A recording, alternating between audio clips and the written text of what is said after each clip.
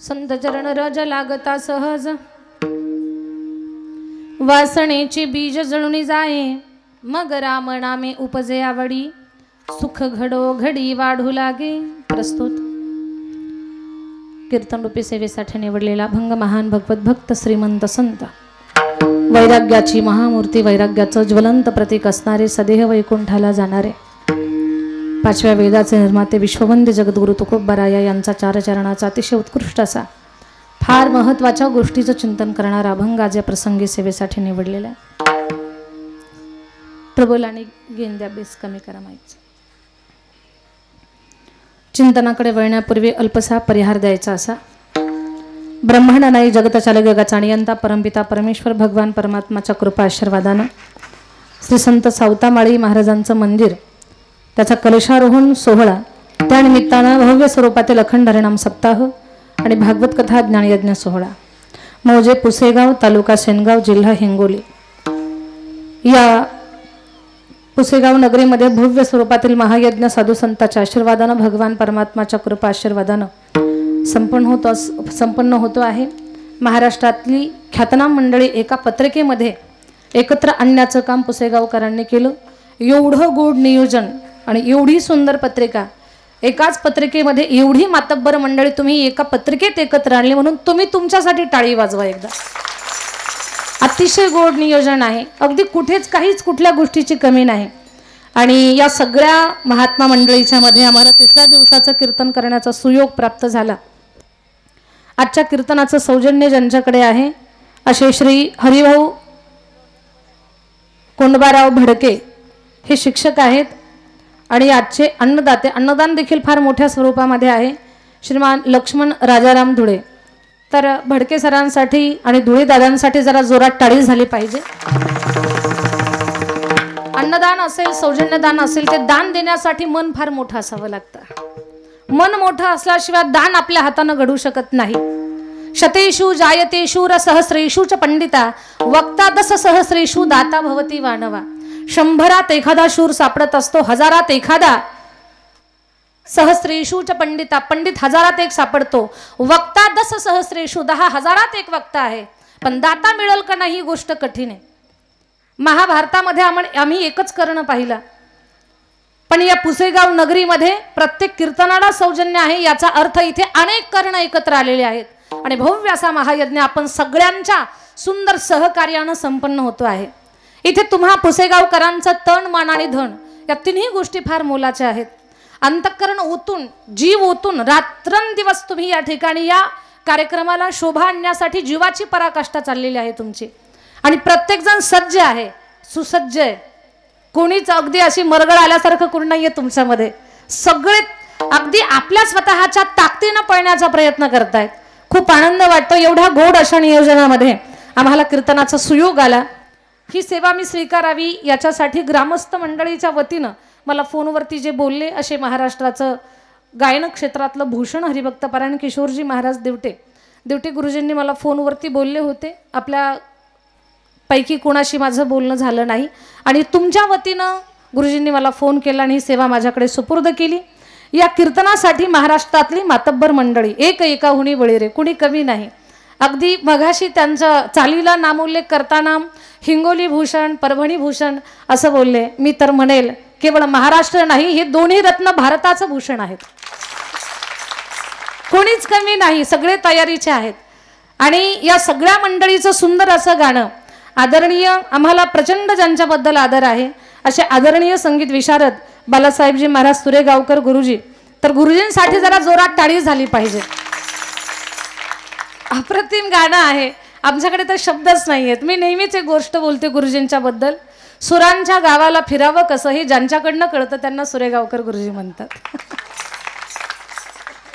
त्याचबरोबर भरलेलं ज्यांचं गाणं आहे, ज्यांच्या गाण्यामध्ये एक संयम आहे आणि एवढा गोड कंठ आहे की त्या कंठातून स्वर बाहेर पडावेत आणि ऐकणाराच्या डोळ्याला पाझर लागावा, एवढं सुंदर ज्यांचं गाणं आहे, आम्हाला प्रचंड आदर ज्यांच्याबद्दल आहे असे आदरणीय आमचे गायन सम्राट पंढरीनाथ महाराज कदम, आमच्या कदम बाबांसाठी जरा जोरात टाळी झाली पाहिजे। आणि या दोघांची साथ मला इथे कीर्तनासाठी मिळते, माझं महत् भाग्य आहे। त्याचबरोबर या दोघांच्या मध्ये माझं लेकरू आहे, माझ्याकडे 250 मुली आहेत आणि त्या 250 मुलीमध्ये प्रत्येक मुली काही ना काही गाण्यामध्ये असेल, कीर्तनामध्ये असेल, कथेमध्ये असेल, प्रयत्नशील आहे.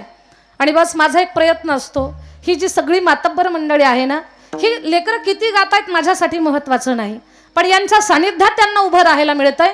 या माध्यमातून यांची सावली जरी पडली ना या लेकरांच्या अंगावर तरी मोठी होऊन जातील. म्हणून गुरुजींच्या आणि कदम बाबांच्या मध्ये मी आमच्या परमेश्वरीला उभं करण्याचा प्रयत्न केला की जेणेकरून अगदी एक सुप्त आशीर्वाद असतात माणसाचे, ते आशीर्वाद आमच्या लेकरांना मिळून जातील. आमची परमेश्वरी दिदी परभणे यूट्यूबला जर नाव टाकलं तर सुंदर कीर्तन आहे, चांगलं भागवत कथा आहे, चांगल्या पद्धतीचं वक्तृत्व आमच्या परमेश्वर दिदीचं तुम्हाला ऐकायला मिळेल. इकडे सर्व गुणजन मंडळी, मला सर्वांचा परिचय नाहीये, सर्व ज्ञानानं वयानं तपानं अधिकारानं मोठी असणारी मंडळी. इकडे तुमच्याच भागातली माझी विद्यार्थिनी अपेक्षा आहे, त्याचबरोबर आपल्याच भागातलं रत्न, महाराष्ट्रामध्ये खूप चांगल्या पद्धतीनं महिला गायिकेमध्ये जे नाव घेतलं जातं आपलं लेकरू दीपालीताई गाडे, एकदा दीपालीसाठी टाळी झाली पाहिजे. त्याचबरोबर तुमच्याच गावचं लेकरू पुसेगावचं, बरं का, अलीकडे शिकते ती माझ्याकडे, आता यावर्षी नवीन आली आहे, श्रुती घनमोडे नावाची मुलगी आहे, तुमच्या गावची आहे पण औरंगाबादला राहते. काही दिवसानं खूप छान पद्धतीनं चांगला अभ्यास केला तर खूप चांगली तयार होईल. मग तुम्ही विचारताल बाळा तू कुठं शिकली ग? सोनाली ताईंच्याकडे. मग तुमच्या हे गावचं रत्न लेकरू शिकत आहे, चोपदार आहेत, विनेकरी आहेत, अतिशय गोड असं नियोजन आहे, पवित्र वातावरण आहे, मृदंगाची फार गोड अशी साथ देणारी आज दिवसभरामध्ये आम्ही ते पोहोचेपर्यंत आमच्या संपर्कात राहिलेले. मृदंग महामेरू, सरळ स्वभाव आहे, गोड स्वभाव आहे, असे आदरणीय हरिभक्तपरायण आमचे नरहरी तात्या निश्चळ आवलगावकर, तात्यांसाठी जरा जोरात टाळी झाली पाहिजे. अतिशय गोड वाजवण आहे, माझ्याकडे शब्द नाहीत तात्यांच्या मृदंग वादनासाठी. अप्रतिम वाजवण आहे, भरलेलं आहे, जबाबदारीचं वाजवण आहे आणि तात्यांचं व्यक्तिमत्व सुद्धा जबाबदारीचं आहे. त्याचबरोबर मृदंग सम्राट हरिभक्तपरायण विठ्ठल महाराज वरुडकर, आमच्या विठ्ठल बाबांसाठी सुद्धा टाळी झाली पाहिजे. अतिशय गोड नियोजन आहे, या कार्यक्रमाचं शूटिंग आहे, मोठा स्क्रीन लागलेला आहे, खूप छान साऊंड सिस्टीम आहे, सिस्टीमवाला दादांसाठी सुद्धा टाळी होऊ द्या एकदा. महिला माता वर्ग, पुरुष वर्ग, आबाल वृद्ध मंडळी, या कार्यक्रमाचं तुम्हाला इथे स्क्रीनवरती मोठ्या प्रमाणामध्ये दिसतंय आणि चित्र दिसतंय. समोर कार्यक्रमाचं शूटिंग आहे, कुठलं यूट्यूब चॅनल आहे माहिती नाही, पण माझ्यासोबत आलेले स्वरगुंजन वारकरी हे यूट्यूब चॅनल आहे. हा कार्यक्रम तुम्हाला स्वरगुंजन वारकरी या यूट्यूब चॅनलवरती पाहायला मिळेल. परत सर्व महिला माता वर्ग, पुरुष वर्ग, आबाल वृद्ध मंडळी, परिसरातून पंचकृषीतून आलेले भाविक जन, ज्ञात अज्ञात महाराज मंडळी, इथे शिंदगी नावाचं गाव आहे तिथून आलेले आमचे इंगळे मामा आहेत, आणखी बरीचशी परिचित मंडळी आहे. आता सगळ्यांची नावं घेणं शक्य नाहीये, सगळ्यांची नावंही मला या क्षणाला आठवत नाहीत. सर्व ज्ञात अज्ञात महाराज मंडळी, राजकारण, समाजकारण, अर्थकारण, शेती, उद्योग, व्यवसाय, व्यापार, सर्व क्षेत्रामध्ये मातब्बर असणारी मंडळी, महात्मा मंडळी, कोणी कथाकार, कीर्तनकार, प्रवचनकार असतील तर आपल्या सगळ्यांच्या मध्ये परमेश्वराचं चिंतन पाहू. अज्ञानानं एखादं जर नाव राहिलं असेल तर माझ्यावर कोणी काही नाराज होऊ नका. आपल्याकडे कथा प्रवक्ते आहेत हरिभक्तपरायण गोविंद गुरु महाराज पुसतकर, तर त्यांची सुंदर अशी पवित्र भागवत कथा आपल्याकडे त्यांच्या मुखारविंदातून आपण श्रवण करत आहात. समोर बसलेली महात्मा मंडळी सगळ्यांना माझं सादर वंदन आहे. वेळ न घालवता आपण चिंतनाला सुरुवात करू. विठ्ठल विठ्ठल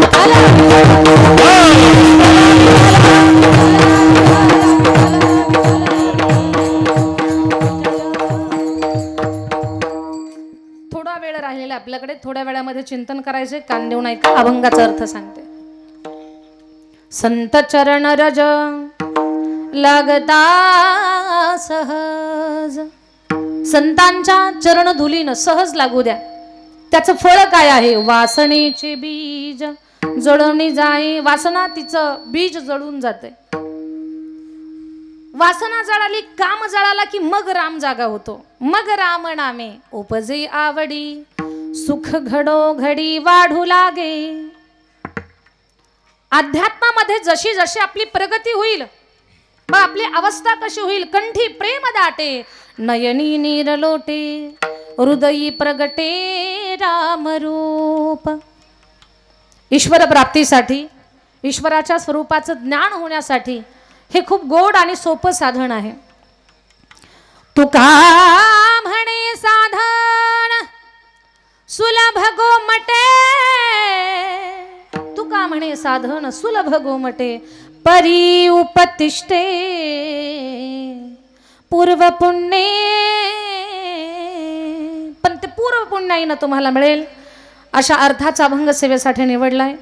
आजच्या या भव्य अशा महायज्ञाचं जे कारण आहे ना, संत शिरोमणी सावता महाराजांच्या मंदिराचा कलशारोहणाचा कार्यक्रम आहे। हा कान देऊन ऐका बरं का। सावता बाबांच्या बद्दल रोज येणारी महात्मा मंडळी बोलणारच आहे, पण माझ्या मोजक्या आणि थोडक्या महत्वाच्या शब्दामध्ये तुम्हाला सांगते, सावता महाराज सामान्य संत नाहीयेत। महाराष्ट्राच्या मातीमध्ये साधू संताची मांदियाळी आपल्याला पाहायला मिळते। या साधू संताच्या मांदियाळीमध्ये प्रत्येक संत आपल्याला विशेष काहीतरी शिकवतात। सगळ्या संताबद्दल बोलत बोलत थेट तुकोबारायपर्यंत जाणार आहे, पण सुरुवात सावता महाराजांपासून करणार आहे। का तर संत शिरोमणी सावता महाराज म्हणजे कर्माला प्राधान्य देणारे संत आहेत। स्वतःच्या कर्मावर विश्वास ठेवा, निसर्ग आणि नियती तुमच्या सोबत राहील, पण कर्मावर विश्वास ठेवा हे ताकदीने स्वतःच्या चरित्रातून कोणी सांगितलं असेल तर सावता महाराजांनी सांगितलेलं आहे। सावता महाराज एवढे महान संत आहेत, त्यांचं महत्व सांगते मी तुम्हाला एका शब्दात आणि एका वाक्यात। संत शिरोमणी सावता महाराज म्हणजे विदेही राजा जनकाचा अवतार आहेत। कोणाचा अवतार? विदेही राजा जनक। जनक म्हणजे सीता मातेचे वडील, रामरायाचे सासरे। विदेही राजा जनकाचा अवतार संत शिरोमणी सावता महाराज। स्वतःच्या कर्मावर विश्वास, पंढरपूरच्या जवळ आहेत पण पंढरीला गेले नाही। पंढरीचा विठोबा पंढरपूर सोडून त्यांच्या हृदयामध्ये बसला, त्यांचं हृदय पंढरपूर बनवलं देवानं। एवढे महान संत आहेत माझे संत शिरोमणी सावता महाराज। सावता महाराज सामान्य नाहीयेत। आणि लक्षात घ्या, सावता महाराज यांना अंधश्रद्धा वगैरे या गोष्टी अजिबात पटत नव्हत्या, जमत नव्हत्या। ते चांगले वैद्य होते। सावता महाराजांवर जे जळत होते ना, तर त्याचंच लेकरू आजारी पडलं, सावता महाराजांनी त्याच्यावर उपचार केला, तर जो जळत होता तो भक्त बनला। सावता महाराज चांगले वैद्य होते। गोरगरिबांना अगदी अडचणीच्या प्रसंगी सावता महाराजांनी मदत करावी आणि कर्मावर विश्वास ठेवत स्वतःच्या कर्म करत त्या कर्मात परमेश्वराला पाहावं, त्याचं भजन गावं।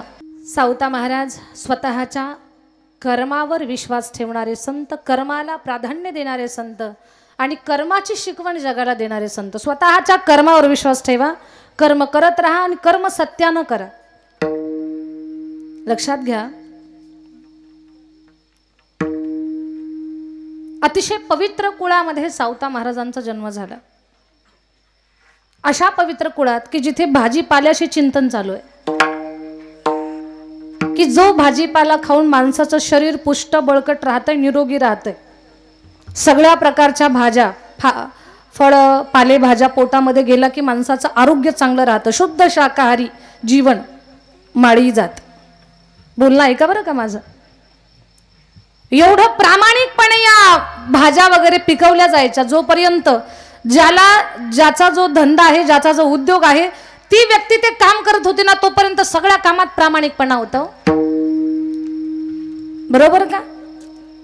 शेतकऱ्यानं धान्य पिकवावं, पण भाजीपाला पिकवण्याचं विशिष्ट काम माळी समाजाकडे। मडके घडवण्याचं काम कोणाकडे? कुंभार समाजाकडे। पण जोपर्यंत हे सगळं चालू होतं तोपर्यंत कामात प्रामाणिकपणा होता। जेव्हा कुणी कुणाची कामं करायला लागले तेव्हापासून भेसळ चालू झाली आणि माणसाचं आरोग्य खराब झालं। आज भाजीपाला खूप मिळतो, पण पहिल्यासारखा काय म्हणतात ना, की असा केमिकल विरहित किंवा युरिया न टाकलेला चांगल्या पद्धतीचा मिळतो का? आता नाही। आता कुणी कुणाची कामं करायला लागली, त्याच्यामुळे त्यातला प्रामाणिकपणा संपलेला आहे। अतिशय पवित्र कुळामध्ये सावता महाराजांचा जन्म झाला। सावता महाराज स्वतःच्या कर्मावर विश्वास ठेवतात। आपल्या सगळ्यांना सांगतात, बाबांनो कर्म करा, त्या कर्मामध्ये ईश्वराला पहा, देवाकडे जाण्याची गरज नाही, देव चालत तुमच्याकडे येईल स्वतःहून। हे माझ्यावरनं शिका। त्या संत महापुरुषाचा अगदी इथे मंदिराच्या कलशारोहणाचा कार्यक्रम, सावता महाराजांचा सुंदर मूर्ती विग्रह आपल्याला मंदिरामध्ये पाहायला मिळतं। सुंदर मंदिर आहे, भव्य अशी इमारत मंदिराची तयार झालेली आहे, त्याच्यावरती शिखर आणि शिखरावरती कलशारोहणाचा कार्यक्रम। आता थोडंसं माझं बोलणं कान देऊन ऐका। वारकरी संप्रदायाची इमारत संतश्रेष्ठ बहिणाबाईंनी तयार केली, शब्दामध्ये अभंग तयार झाला। संत कृपा झाली, इमारत फळा आली। वारकरी संप्रदायाची इमारत बहिणाबाईंनी शब्दात मांडली, त्या इमारतीचा पाया घातला, ज्ञानदेवी रचिला पाया। उभारिले देवालया नामा तयाचा किंकर जेने केला हा विस्तार जनार्दन एकनाथ खांब दिला भागवत तुका झालासे कळस भजन करा सावकाश बहिणी म्हणे फडकविती ध्वजा निरूपण केले ओझ। बहिणाबाईंनी वारकरी संप्रदायाची इमारत शब्दामध्ये उभी केली। एक दिवस असंच बसले होते मी आणि मी विचार केला बहिणाबाईंनी वारकरी संप्रदायाची इमारत शब्दात उभी केली, आपण संतांचं एकत्रीकरण करून संप्रदायाचा मुखवटा नाही का तयार करू शकत। परत माझं मन म्हटलं बाई तू काही एवढी महान नाहीयेस। म्हटलं मी महान नाहीये मला माहिती आहे, पण शब्दामध्ये आपण संप्रदायाचा मुखवटा तयार करू शकत नाहीत का। मग माझी बुद्धी पळायला लागली, मी विचार करायला लागले की वारकरी संप्रदायाचा मुखवटा आपल्याला तयार करायचा। मुखवटा म्हणजे गळ्यापासून वरती असं चेहरापट्टी, संप्रदायाचा चेहरा बनवायचा आहे। मग या चेहऱ्याला जेवढी इंद्रिय आहेत त्या इंद्रियाला कुठले कुठले संत लागू होतील हा विचार मी करत होते। कुठलाही मूर्तिकार असेल, कुठलाही चित्रकार असेल, चित्राची सुरुवात डोळ्यापासून करतात। आपल्याला जर कोणी पेंटिंगचा क्लास केला असेल तर त्याच्या लगेच लक्षात येईल चित्रकलेचा तास। कुठलीही मूर्ती बनवायची असेल, चित्र काढायचं असेल, सुरुवात डोळ्यापासून केल्या जाते। मग मी विचार केला आता मला तर मूर्ती बनवायची, मुखवटा बनवायचा आहे, मग या संप्रदायाचे डोळे अगोदर आपण काढू। या वारकरी संप्रदायाचे डोळे कोणवर असतील हा विचार मी करत होते। मी विचार केला डोळ्यानं माणसाला 80% ज्ञान होतंय, 100%पैकी 82-83% ज्ञान डोळ्यानं होतंय। जास्तीत जास्त ज्ञान देणारा इंद्रिय जर कोणतं असेल तर ते डोळे आहेत। मग वारकरी संप्रदायामध्ये भाविकांना, सद्भक्तांना, समाजाला जास्तीत जास्त ज्ञान देणारे जे संत असतील ना ते संप्रदायाचे डोळे आहेत। मग जास्तीत जास्त ज्ञान दान करण्याचं काम कोणी केलं? ज्यांच्या नावातच ज्ञान आहे त्या ज्ञानोबाचा राजा गुरु महाराज जय हो।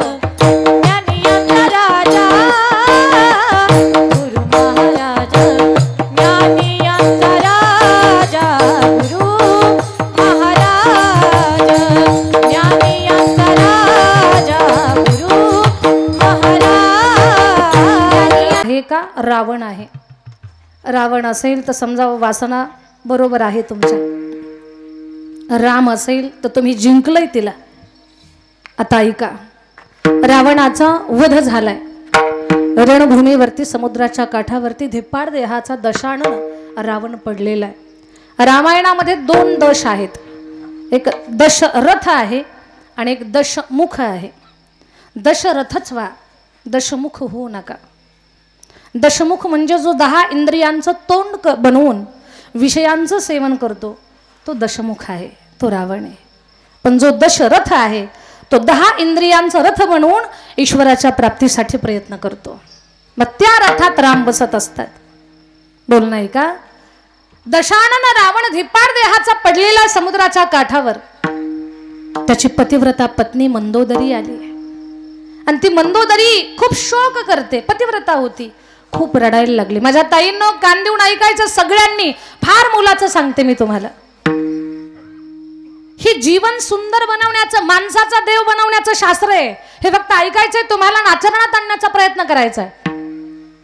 कीर्तन काय ऐकून सोडून देण्यासाठी नाहीयेत, कीर्तनातून तुमचं जगणं सुंदर झालं पाहिजे, असं जगायला शिकलं पाहिजे तुम्ही की तुमच्या जगण्याकडे पाहून अनेकांनी जगायला शिकावं। एवढं सुंदर जगायला शिकायचंय तुम्हाला कीर्तनातून। बोलणं माझं कान देऊन ऐका। ती शोक करत होती मंदोदरी, रावणाची पतिव्रता पत्नी। एवढा राग आलाय तिला, ती म्हणते माझ्या पतीला मारणारा कुठे मला दाखवा। पतिव्रता आहे ती, आणि पतिव्रतेची ताकद ऐका। एका पतिव्रतेनं भगवान श्रीकृष्ण परमात्माला शाप दिला, जा म्हणे माझी लेकर माझ्या समोर मारलीस ना तू, महाभारताच्या युद्धात तुझ्या साऱ्या लेकरांचा, तुझ्या कुळाचा नाश होईल। एका पतिव्रतेनं दिलेला शाप आहे। तिचं नाव काय? झोपल्या का काय? गांधारी तिचं नाव आहे, जिनं डोळ्यावर पट्टी बांधली होती पतीसाठी। ती पतिव्रतेचं सामर्थ्य फार मोठं आहे। आता ही मंदोदरी सुद्धा पतिव्रता आहे। ती एकच म्हणते माझ्या पतीला मारणारा कुठे मला दाखवा। सगळ्यांनी सांगितलं, तिथे समुद्राच्या काठावरती बसलेला आहे। भगवान दुःखी होऊन बसलेले होते समुद्राच्या काठावर एका दगडावरती। हा दृष्टांत लक्ष देऊन ऐकला तरच कळेल बरं का तुम्हाला, तसा कळणार नाही। समुद्राच्या काठावरती भगवान बसले हजारो प्रेत पडलेले आहेत, रक्तांचा पाट वाहतोय. देवाला वाईट वाटतंय. अरे एवढी प्रेत इथं पडलीत, निष्पाप जीवांची हत्या झाली, युद्धामध्ये काही कोणाचं बरं नाही, एवढं रक्त सांडलंय, रक्ताचा पूर आणि नदी वाहते. वाईट वाटतंय भगवंताला. तेवढ्यामध्ये देव त्या प्रेताकडे पाहून दुःखी झालेले आहेत आणि मंदोदरी मागच्या बाजून आली, देवाच्या मागच्या बाजून आली. तिची सावली दिसली, एका स्त्रीची सावली आहे. कोण स्त्री आली आपल्याकडे म्हणून भगवान उठून उभे राहिले आणि हात जोडले. माते कोण तू? भगवान काय म्हणतात, मंदोदरीला पाहिलं नव्हतं देवानं म्हणून ओळखायला आली नाही. आई तू कोण आहेस? एका आई शब्दात तर मंदोदरीचा राग शांत झाला. आई तू कोण आहेस? मंदोदरीचा राग शांत झाला आणि मंदोदरी म्हणते,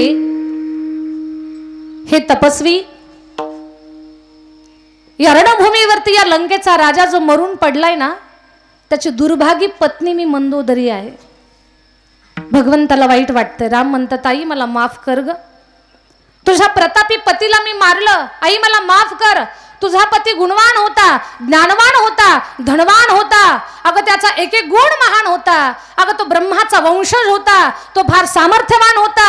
अगं कुबेराच्या कॉलरला धरून तो खाली आणत होता, एवढा तो सामर्थ्यवान होता.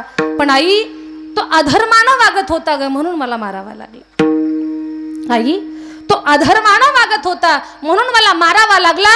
माते मला माफ कर. तुझ्या कपाळावरचं कुंकू पुसलंय मी, मला माफ कर. पण का पुसलं तर हा तुझा पती अनेकांचं कुंकू पुसण्याचं काम करत होता, म्हणून मला याला मारावं लागलं. आई मला माफ कर. मंदोदरी काय म्हणते, ए तपस्वी, मी दोष देण्यासाठी, कोसण्यासाठी, शाप देण्यासाठी आले नाही. मग माझा पती किती सामर्थ्यवान होता हे मला माहिती आहे.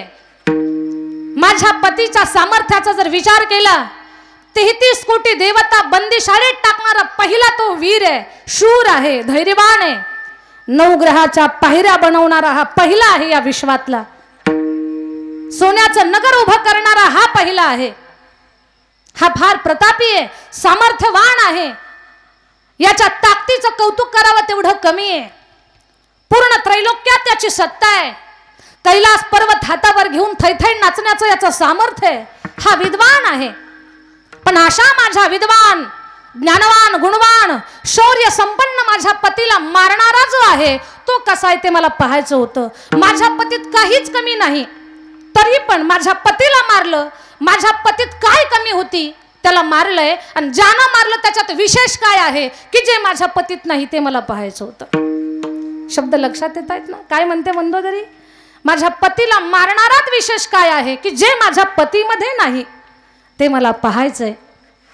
भगवान म्हटले, आई मग तुला कळालं का की तुझ्या पतीत काय कमी आहे, माझ्यात काय विशेष आहे? कळालं भगवान मला काय कमी आहे माझ्या पतीमध्ये. आई काय कमी आहे तुमच्या पतीमध्ये? मंदोदरी सांगते, रावणाची पत्नी पटराणी, पतिव्रता राणी सांगते. ती म्हणते, भगवान 80,000 पत्न्या होत्या माझ्या मालकाला, माझ्यासारखी पतिव्रता पत्नी होती त्याला, तरी पण तुझ्या पत्नीवरती त्यानं वाईट नजर ठेवली. माझ्या पतीला 80,000 पत्न्या, माझ्यासारखी पतिव्रता पत्नी होती, तरी त्यानं तुझ्या पत्नीवरती वाईट नजर ठेवली. आणि तू भगवान असा आहेस की परस्त्रीची सावली पडली, ती नजरेवर आली तर हात जोडून उठून उभा राहिलास. हाच फरक माझ्या पतीमध्ये आणि तुझ्यामध्ये आहे. काय फरक आहे?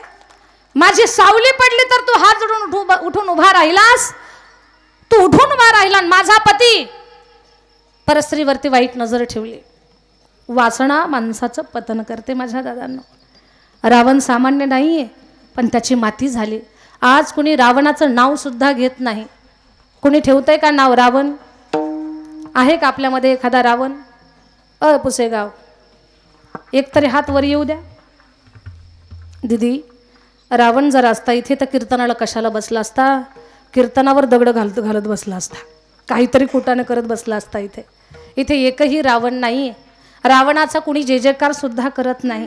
वनवासी रामाचा जय जयकार करतात. आज सारा उभा आसमंत, सारा जग एकच म्हणतंय, प्रभू रामचंद्र भगवान की जय. जरा बसलेल्या लोकांनी जय जयकार करा. सारी पुसेगाव नगरी अशी दुमदुमली पाहिजे. फक्त बसलेल्या लोकांनी जयकारा करायचा, उभे राहिलेले काहीच बोलणार नाहीत. फक्त बसलेल्या लोकांचा आवाज ऐकायचा आहे. वनवासी रामाचा जय जयकार होतो, सत्ताधीश रावणाचा कुणी जयकारा करत नाही. का? रामानं काही गोष्टीवरती ताबा मिळवलाय वनात असून सुद्धा, आणि रावणाकडे सारं होतं तरी पण त्या काही विकृतीवर त्याचा ताबा नव्हता. म्हणून जय जयकार रामाचा आहे. प्रभू रामचंद्र भगवान की. पुसेगाव चार्जिंग केल्यासारखं जरा जरा जोरात जयकारा करा. प्रभू रामचंद्र भगवान की. वा वा वा. महिला मंडळ जरा ताकदीनं प्रभू रामचंद्र भगवान की. पुरुष मंडळ पवनसूत हनुमान की. सगळे मिळून प्रभू रामचंद्र भगवान की. रावण महाराज की. वा.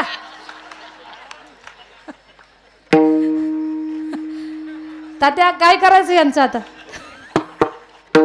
हे दोन्हीकडूनच जय म्हणतात. नेमकं आम्ही काय समजायचं आता?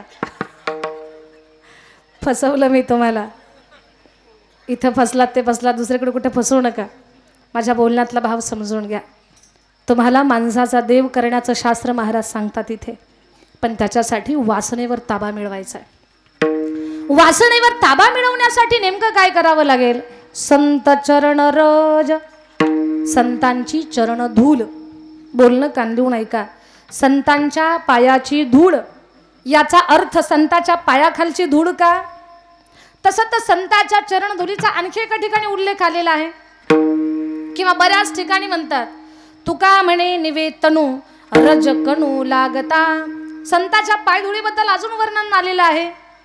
श्री गुरु चरण सरोज रज. सरोज रज म्हणजे संतांच्या श्री गुरुच्या पायाची धूळ जर आपल्याला लागली तर वासना जळून जाते. याचा नेमका अर्थ काय? बोलणं माझं कान देऊन ऐका बरं. आता इथे आपल्याला वाचार्थ घ्यायचा नाही, लक्षार्थ घ्यायचा आहे. संताच्या पायाची धूळ म्हटल्यावर कोणी येईल बकेट घेऊन आणि पायाखालची धूळ घेईल आणि बकेटमध्ये ठेवल, तर तशी धूळ नाही. वाचार्थ नाही, लक्षार्थ घेऊ. लक्षार्थ वाचार्थ कळावा याच्यासाठी एक उदाहरण सांगते मी तुम्हाला. एक बाबा होते, खूप बिड्या उडायचे तरुणपणामध्ये. आजारी पडले, हॉस्पिटलमध्ये गेले आणि डॉक्टरांनी सांगितलं, बाबा आता बिडीपासून लांब राहा, हे औषध घ्या सकाळ दुपार संध्याकाळ. तुम्ही खूप बिड्या ओढल्यामुळे तुमचं फुफ्फुस खोकलं झालेलं आहे, तुमचं शरीर कमजोर झालेलं आहे. औषध खा, वेळेवर जेवण करा, वेळेवर औषध घ्या, पण बिडीपासून लांब राहा. बाबा घरी आले, वेळेवर जेवण केलं, वेळेवर औषध घेतलं आणि आता बिडीपासून लांब राहा याचा अर्थ असा घेतला. दारात बसले, चुलीला जाळ घालायची फुकारी घेतली आणि त्या फुकारीच्या एका टोकाला आता एक बिडी नाही, बिड्यांचा कट्टलच ठेवला आणि पेटवलं, बॉयलर पेटवल्यासारखं. दुसऱ्या बाजूनं ओढायला लागले. एका बाईनं विचारलं, बाबा काय करताय? म्हणे डॉक्टरनं सांगितलं बिडीपासून लांब राहा, म्हणून लांबून बिड्या ओढतोय. बिडीपासून लांब राहा याचा अर्थ लांबून बिड्या ओढा असा आहे का? नाही. याचा अर्थ असा आहे बिडीच ओढू नका. मग इथे वाचार्थ नाही घ्यायचा, इथे लक्षार्थ घ्यायचा. अगदी तसंच संतांच्या पायाची धूळ आपल्याला लागली की काय होतंय? वासना जळून जाते. मग नेमकं काय? तर त्याचं आपण स्पष्टीकरण करणार आहोत. माझं बोलणं कान देऊन ऐका. रस्त्यावरची धूळ जेव्हा उडते ना दादा आणि डोळ्यामध्ये जाते, तेव्हा मला सांगा, धूळ आपल्या डोळ्यामध्ये गेल्यानंतर डोळे मिटतात का उघडतात? पटपट बोला. मिटतात. धूळ उडाली, डोळ्यामध्ये गेली, डोळे मिटतात. पण फरक आहे का? रस्त्यावरची धूळ डोळ्यात उडाली, डोळे मिटतात माझ्या दादांनो, पण संतांच्या पायाची धूळ मिटलेल्या डोळ्यांना उघडवते. संतांच्या पाय धुळीनं काय होतात? मिटलेले डोळे उघडतात. मग संतांच्या पायाची धूळ नेमकी आहे तरी काय? तर ती अंजन आहे. जई डोळा अंजन भेटे, ते वेळी दृष्टीशी फाटा फुटे, मग वास पाहिजे तेथ प्रगटे महानिधी. संतांच्या पायाची धूळ ते अंजन म्हणजे नेमकं काय? तर संतांचं मिळालेलं ज्ञान, संतांची ज्ञानरूपी रजकण. संतांच्याकडून जेव्हा आपल्याला ज्ञान मिळतं ना, त्यावेळेला वासना आणि तिचं बीज जळून खाक होतंय. आता वेळ संपली माझी, पण एकच उदाहरण सांगून सेवा समाप्त करू. एकच उदाहरण सांगू. वासना जळून कशी खाक होते तेवढं ऐकायचे कान देऊन. सेवेला सांगता करणार आहोत आपण. दृष्टांत शेवटचा आहे, लक्ष देऊन ऐकायचंय तुम्हाला. पुसेगाव जरा लक्ष माझ्याकडे द्या. द्वापार युगामध्ये भगवान श्रीकृष्णावरती नितांत प्रेम करणारी एक भक्त आहे. तशीच कलियुगामध्ये त्याच ताकदीचं प्रेम करणारी एक भक्त आहे. द्वापार युगातली जी भक्त आहे ना, तिचं समर्पण सुंदर आहे. किती आहे? मैं तो सुध बुध खोई तेरे प्यार में सब कुछ भूल गई, तेरे संसार में जोत जगा दे, प्रीत लगा दे, चरणों में ले ले मुरली वाले, ओ बंसी वाले, मुरली वाले, ओ बंसी वाले, मुरली वाले, ओ बंसी वाले, मुरली वाले, ओ बंसी वाले, बंसी बजा दे, मुरली सुना दे, बंसी बजा दे, मुरली सुना दे, वो पीक मोरे मुरली वाले, ओ मुरली वाले, मुरली वाले, मुरली वाले,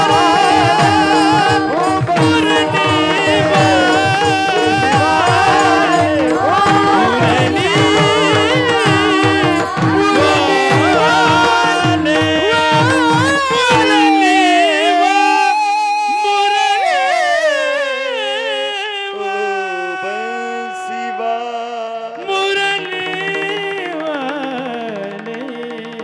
जय हो. टाळी जरा जोरात वाजवत जा पुसेगाव. वाह. मैं तो सुध बुध खोई तेरे प्यार में, सब कुछ भूल गई तेरे संसार में. समर्पण आहे तिचं. अशी महान आहे ती, अशी महान द्वापार युगातली महिला भक्त. पुसेगावकर तुम्हाला सांगते बरं, एवढी महान आहे ती, तिच्यामुळे कृष्ण प्रेम जगाला कळालंय. देवाशी लग्न न करता ती देवाची पटराणी झाली. बिना परिणय के ओ प्रेम की पुजारन कान्हा की पटरानी हो गई, कान्हा की पटरानी हो गई. 2 अक्षरी तिचं नाव आहे. बरसाणा तिचं गाव आहे. तुम्हाला विचारणार आहे, तिच्या नावाला वेलांटी आणि उकार नाही. द्वापार युगातली महिला भक्त, तिच्या नावाला वेलांटी आणि उकार नाही. तिच्या नावाला 2 काणे आहेत. पहिल्या अक्षराला काणा, दुसऱ्या अक्षराला काणा. त्या 2 काण्यामध्ये कान्हा लपलेला आहे. राधा. अगदी तसंच कलियुगातल्या एका महिला भक्ताचं समर्पण आहे. श्रीकृष्ण हा श्वासाचा विषय आहे, अर्पित आहे. आणि या दोन्ही महिला भक्तांची तुलना सुद्धा केली पहा. एक राधा एक मीरा,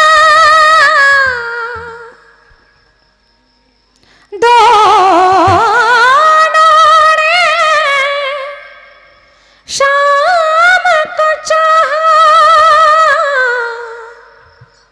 अंतर क्या दोनों की चाह में बोलो.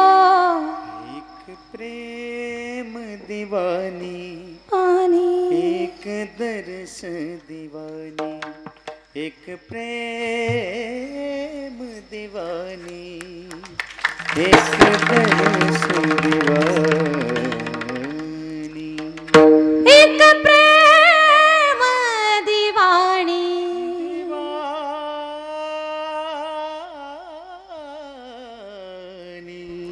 दिवा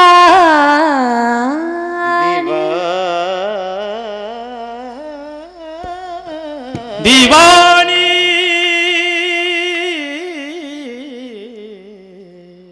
दीवानी रे दीवानी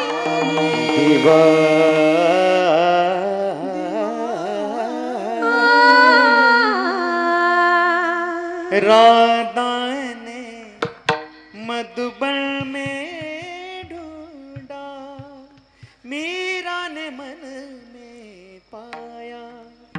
राधा जिसे खो बैठी गोविंद, मीरा हाथ मिलाया। एक मुरली एक पायल,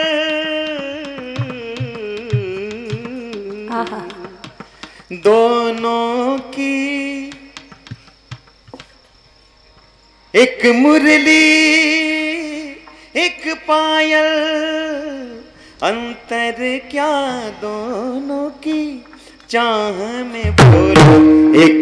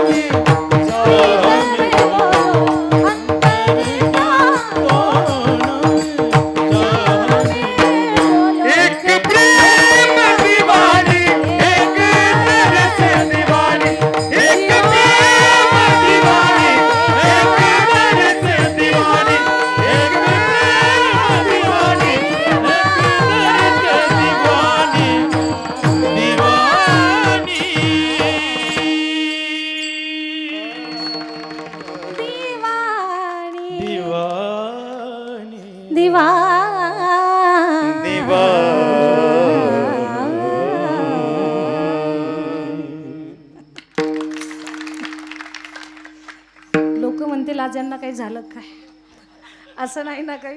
हो दादा, तसं नाही ना काय. हा, तुलना केली दोघींची, एक द्वापार युगातली एक कलियुगातली, समर्पण आहे दोघींचं.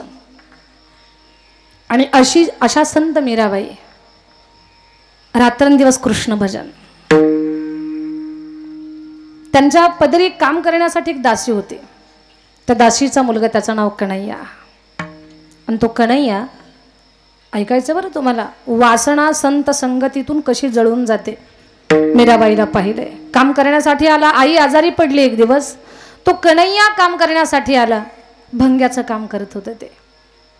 त्याचं काम झालं, पण जाताना त्याला मीराबाई दिसल्या. राजकन्या आहे, भक्तीचं तेज चेहऱ्यावरती आहे, स्वतःला विसरलेल्या आहेत, अप्रतिम सुंदर आहेत. एवढ्या सुंदर आहेत ना माझ्या दादांना मीराबाई. सौंदर्य हे नैसर्गिक आईवडिलांकडून मिळालेलं तर असतंच, नैसर्गिक असतं. त्याच्यामध्ये भक्तीचं तेज हे काही विशेष असतं. मीराबाईंना ते नैसर्गिक आणि भक्तीचं तेज प्राप्त झालेलं अप्रतिम सुंदर. पाणी जर पिल्या ना तर पहाडाच्या कपारातून झिरा वाहावा तसं कंठातलं पाणी दिसतंय. पान खाल्लं ना तर फक्त आपली जीभच लाल होते, आणि ती ओठावर जेव्हा फिरवतो तेव्हा आपले ओठ लाल होतात. असे आपले ओठ लाल होत नाहीत. पण मीराबाईनं जर पान खाल्लं तर जीभ लाल व्हावी नवल नाही, ओठ लाल व्हावेत नवल नाही, कंठ लालबुंद व्हावा. सूर्याच्या किरणाला सुद्धा प्रश्न पडावा, माझ्या किरणाचा जर मीराबाईंच्या कोमल शरीराला स्पर्श झाला तर फोड उठल का काय. मखमलावरून चालताना सुद्धा तळवे लालबुंद व्हावेत पायाचे. त्यांनी सुकलेल्या कमळाच्या फुलाला स्पर्श करावा, तर फूल उमलावं, त्या फुलानंही स्वतःला भाग्यवान समजावं. एवढा अप्रतिम सुंदर भजनामध्ये दंग आहेत. कृष्ण माझी माता, कृष्ण माझा पिता. कृष्णाचं भजन करतायत, समर्पण आहे. तेवढ्या त्या कन्हैयानं पाहिलं आणि कन्हैयानं पाहिल्यानंतर त्या मीराबाईच्या सुंदर सौंदर्याकडे त्याचं चित्त आकर्षित झालं. अंतकरणातला कामभाव जागा झाला. घरी तर आला पण त्याचं लक्ष कुठे लागत नाही. डोळे त्याचे पाहतायत पण खाली पापणी होत नाही. आई म्हणते झालं काय तुला मीरा, पाहिलं काय तू मीरा, अरे बोलतोस काय मीरा, अरे ऐक ना बाळा मीरा. कानांचा विषय मीरा, डोळ्यांचा विषय मीरा, श्वासाचा विषय मीरा. एवढी त्याची अवस्था वेगळी झाली आहे. ते जेवत नाही, काही करत नाही, जागचं हालत नाही, फक्त मीराबाई म्हणतंय. एकुलतं एक पोर असं वेडावल्यासारखं झालं. आई म्हणते बाळा तुला झालं काय. आई मी मीराबाईंना पाहिलंय ग. बाळा मग मीराबाईला पाहिलं तर झालं काय. आई लग्न करेन तर मीराबाईशी करणार. एवढं सौंदर्य मी दुसरीकडे कुठंच पाहिलं नाही. काय सुंदर आहे. म्हातारीनं फाटक्या पदराचा गोळा केला आणि त्याच्या तोंडात घातला. लेकरा इथं बोलला तर बोलला, बाहेर बोलू नको बरं. भान ठेव आपण कोण आहोत. लेकरा तुझे एवढे तुकडे करतील जर चुकून राज दरबारात कोणी ऐकलं तर. राजाच्या सानिध्यातला एका जरी माणसानं ऐकलं तर तुकडे होतील तुझे. माझं लेकरू कन्हैया आहे हे सुद्धा मला ओळखायला येणार नाही. आई मी आता जीवाला परे झालोय. आता मला सुचत नाही. त्या मीराबाई कृष्णावरती, कृष्णाच्या प्रेमामध्ये अर्पण आहेत, पण मी मीराबाईवरती अर्पण आहे. माझी अशी अवस्था झाली. मा प्रेम पियाला जब से पिया है, दिल का है हार, दिल का है हार. अंगारों पे नींद आ जाए, कांटों पे आराम. सांसों की माला पे सिमरों में टीका नाम. सांसों की माला पे सिमरों में टीका नाम. सांसों की माला पे सिमरों में टीका नाम. सांसों की माला पे सिमरों में टीका नाम.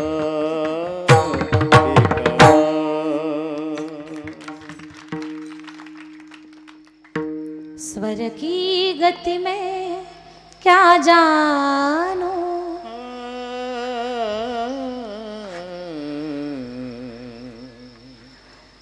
मैं तो हरी हरी हरी कहना जानू. मैं तो हरी हरी हरी कहना जानू. मैं तो हरी हरी हरी हरी कहना जानू. मैं तो हरी हरी हरी कहना जानू.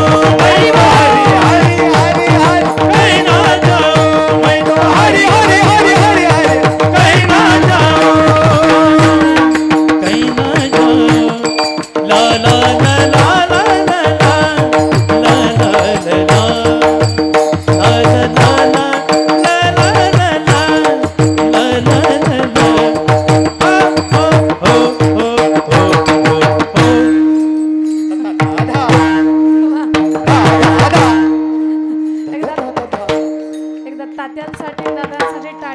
सगळ्यांसाठी खूप उशीर होतोय ना, मला कंट्रोल करणं होईना. करू काय आता, 11:30 वाजलेत ना, पण आवरून घ्यायला पाहिजे आपण. जास्त वेळ नको. तर मला एवढं सांगायचं, त्याला मीराबाई शिवाय दुसरं काही सुचना. ऐका ना, ऐका ना माझ्या दादांनो. आता मीरा ती बाई म्हणते बाळा आता तू बोलू नकोस. मीराबाईकडे गेली. तिच्या चेहऱ्यावरची ती सुकलेला भाव मीराबाईंनी पाहिला आणि मीराबाई म्हणतात, आजी झालं काय तुला? आणि माझ्या लेकरानं तुम्हाला पाहिलं तेव्हापासून तुमचा ध्यास लागलाय. बरं, माझ्याकडे तुमच्या मुलाला पाठवून द्या. मारून टाकताल का? अजिबात नाही, मी संत आहे, मारणार नाही. संत माणसाला मारत नाही, माणसातल्या विकृतीला संपवतात. बरं का? संत काय करतात? वाल्ह्याच्या जीवनामध्ये नारदजीऐवजी जर देव आला असता ना तर घेऊन या चक्रगदा नाहाची धंदा करीतो. मारलं असतं वाल्ह्याला, पण संत आले पण वाल्ह्यातली विकृती मारली आणि डाकूचा संत बनवला. हे संताचं महिमान आहे. पुसेगावकर मोलाचं बोलते, मी कान देऊ नाही का? मीराबाई म्हणतात, मी त्याला नाही मारणार, त्याच्यातल्या विकृतीला मारणार आहे. आला कन्हैया, बाळा तुला बोलवलं मीराबाईनं, उड्या मारतच आलं. मीराबाई म्हटल्या, माझ्याशी लग्न करायचंय तुला? म्हणे हो. एक काम कर, ही कृष्णमूर्ती घे, 6 महिने टक लावून मूर्तीकडे पहा. तुझं चित्त लक्ष विचलित झालं तर मी तुला मिळणार नाही, पण तू जर त्या मूर्तीशी एकाग्र झाला तर मी वरमाला तुझ्या गळ्यामध्ये घालणार, तुला पती म्हणून स्वीकारणार. ते म्हणतात 6 महिने काय, 6 वर्ष तप करायला तयार आहे. मीराबाई म्हटलं 6 वर्षाची गरज नाही, 6च महिने कर. मूर्ती घेऊन बसलं पुसेगावकर. 3 महिने 10 दिवस जर एकच क्रिया आपण करत असू तर 3 महिने 10 दिवसानंतर त्या गोष्टीची सवय लागते आपल्याला. त्यानं 6 महिने एकाग्र झाला मूर्तीसोबत. एवढा एकाग्र झाला, एवढा एकाग्र झाला की ते विसरलं स्वतःला. एकाग्र झालं कृष्णमूर्तीशी. त्याच्या सुद्धा रोमा रोमातून कृष्ण कृष्ण कृष्ण कृष्ण असा ध्वनी बाहेर पडायला लागला. 6 महिन्यानंतर मीराबाई आला, माथ्यावर हात ठेवला, हस्त ठेविला, डोक्यावर हात ठेवला, नजर निघाली मूर्तीवरची, मीराबाईवरती पडली. आता मीराबाई मध्ये मीरा नाही तर कृष्ण भगवान दिसले आणि तो म्हणतोय, भगवान तुम्ही या रूपात कसे आलात? काय म्हणतोय तो? भगवान तुम्ही या रूपात कसे आलात? ज्या मीराबाईशी त्याला लग्न करायचं होतं त्या मीराबाई मध्ये त्याला कृष्ण भगवान दिसले. याचा अर्थ काय? वासनेचे बीज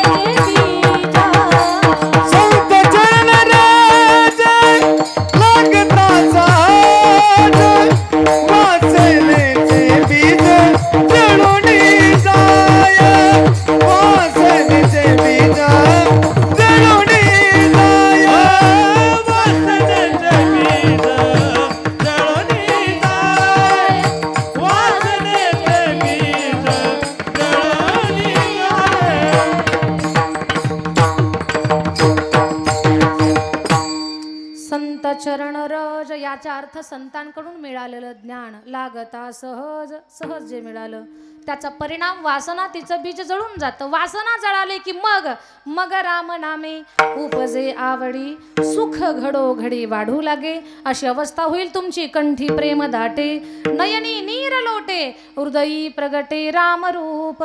आणि महाराज म्हणतात, तुका म्हणे साधन सुलभ गोमटे परी उपतिष्ठे. पूर्व पुण्य मिळेल ते तुम्हाला, पण पूर्व पुण्याईनं मिळेल असं मिळणार नाही. असो, माझ्या अल्पमतेने अभंगामध्ये प्रवास करण्याचा प्रयत्न केला. एकदा प्रेमानं सगळ्यांनी आपण मिळून भजन करू. हा विठोबा हात उंच घ्या.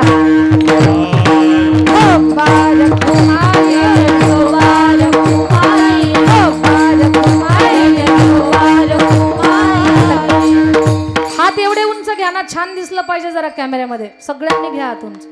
असा मंडप जरा भरलेला दिसला पाहिजे. खूप छान. महिला मंडळ हात उंच घ्या. सगळ्या महिलांनी हात उंच घ्या. सगळ्या पुरुषांनी, ज्यांना हात दिले त्यांनीच वर घ्या.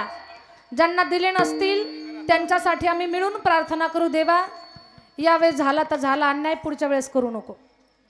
हा जरा प्रेमानं भजन. विठोबा रखुमाई, हा विठोबा रखुमाई,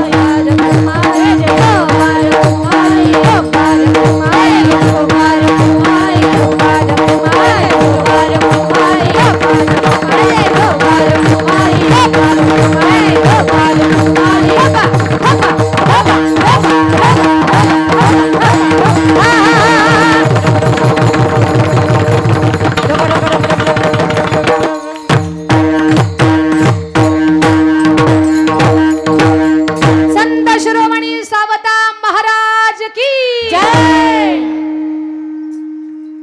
माझ्या अल्पमतेने अभंगाचा विस्तार करण्याचा प्रयत्न केला. नियोजित वेळेपेक्षा अर्धा तास जास्त झाला, त्याच्याबद्दल माफी मागते. वयस्कर माणसं समोर आहेत, कुणाला पाठीचा त्रास असतो, कुणाला गुडघ्याचा त्रास असतो, कुणाला झोपेचाही त्रास असतो. माझ्यामुळे त्रास झाला असेल, मला माफ करा. पण ही सगळी एवढी गुणी मंडळी तुम्ही ते एकत्र आणलेली आहे ना, की आम्ही स्वतःला नाही कंट्रोल करू शकत. म्हणजे आम्ही गाणं म्हणून नाही, त्यांचं ऐकण्यात आम्ही दंग होऊन जातो. तात्या असतील, ही सगळी मंडळी असतील, आमचे भैया असतील, सगळ्यांनी खूप सुंदर गायलं आहे, खूप सुंदर वाजवलं आहे. आमचं मन भरून आलं. आणि पुसेगावचा कार्यक्रम तुमच्या तर लक्षात राहणारच आहे, पण आमच्यासुद्धा असा भरलेला आहे पूर्ण अंतःकरणामध्ये. खूप आनंद वाटला. आता पुसेगावकरांना फक्त 1 मिनिट माझ्यासाठी द्या. आमच्या गुरुजींना, आमच्या तात्यांना सगळ्यांना माहिती आहे, या पत्रिकेमध्ये जेवढी महाराज मंडळी आहे ना, त्या सगळ्यांना माहिती आहे. जी लोक मला यूट्यूबला फॉलो करतात त्याही लोकांना माहिती आहे की चकलंबा गावी आम्ही कल्याण स्वामी संस्थांचं बांधकाम करत आहोत.